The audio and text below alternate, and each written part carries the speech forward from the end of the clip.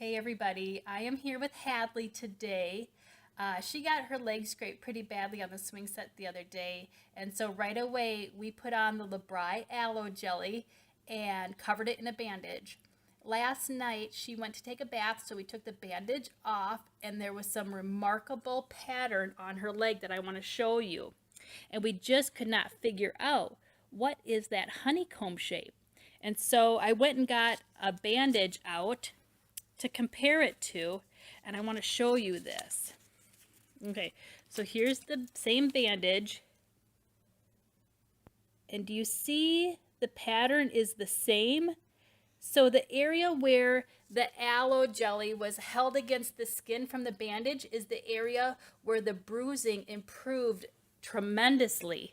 So go ahead and look at that one more time. Isn't that just remarkable? So the aloe jelly is such a favorite product of ours. We use it several times a week, if not every day sometimes. It's wonderful for bug bites, for bruising, for strains, for cuts and sunburns. And so it's something that can replace almost everything in your medicine cabinet. And I really think that if you're a busy family or you're prone to little cuts and scrapes, this is something that you're going to want to help you get relief quickly.